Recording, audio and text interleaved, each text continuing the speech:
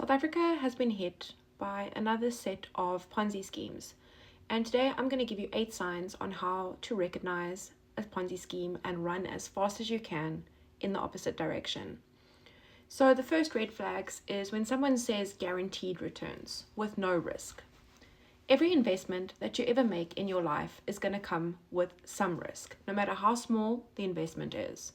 And if someone says things like guaranteed returns every month, as well as no risk, then take your money and run the opposite way, because it is too good to be true, and this person is trying to entice you so they can take your money. Number 2 is if you have consistent returns despite market conditions.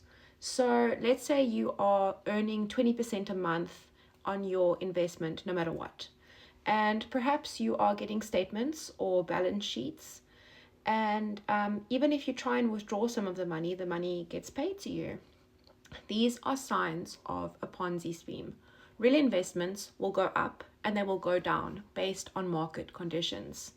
And Ponzi schemes, they work on your vulnerabilities. They will often pay you out so that you will put more money back in. And you can say to your friends and family, hey, look, I got that money out. And put more money in. Thirdly, overly complex or secret strategies. If you can't understand how the business is working, or if they won't show you the books, or they won't tell you how they are making money, or if they throw a lot of complicated terms around, run away. Because this is a real big red flag.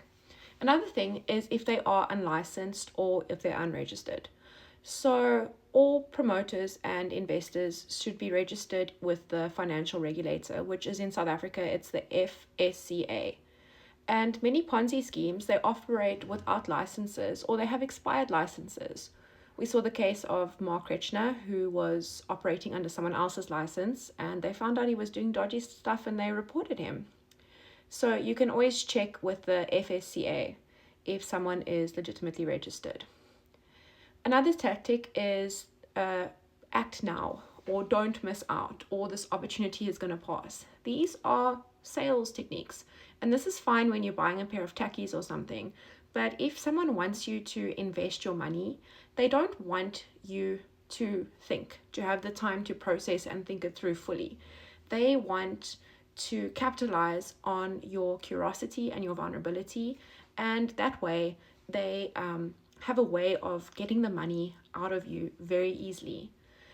Now, if there is a sense of urgency or a deadline associated, then run away. Then that person can be fine without your money. Another one is if referral commissions are high and if they are heavily promoted. We've seen with a lot of Ponzi schemes, they have to focus heavily on their marketing because they are always needing new investors to pay the old investors. We call it stealing from Peter to pay Paul. And the focus is on recruiting people so that they can guarantee to pay some of the investors, the old investors, to keep the scheme going. And we often see that if you refer someone, then you get a bonus back.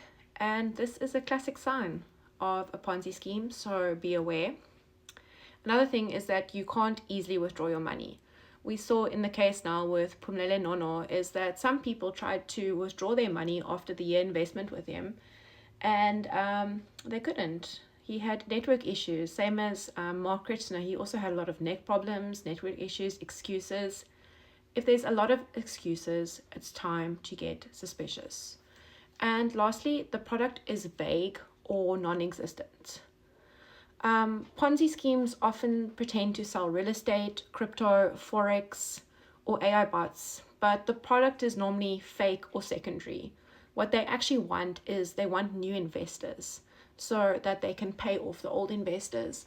And if a product is not tangible, if it is a little bit vague, then it's time to put your guard up. Now, what can you do to protect yourself? So what you can do is whenever you want to make an investment, Google the company name. Let's say the company's name is Company X. And then put in Company X and then the plus sign, like we're doing math at school again, right? With scam, next to it, or Ponzi, and read the results. You can also, like I said, check if it is registered with the FSCA. And another thing is that if you are going to invest a lot of money, like your children's education money, take a 2,000 Rand out of there and go to a financial advisor for a third opinion or a second opinion. I mean, we do that with doctors all the time, right? If we get diagnosed with something and we're not sure, we go to another doctor for an opinion. And this is exactly what you should do. You should go get another opinion and see, a neutral opinion, and see what is going on if you are not sure. And yeah, thirdly and lastly is trust your gut. If something feels off, it's off. We have gut, we have survival instincts for a reason.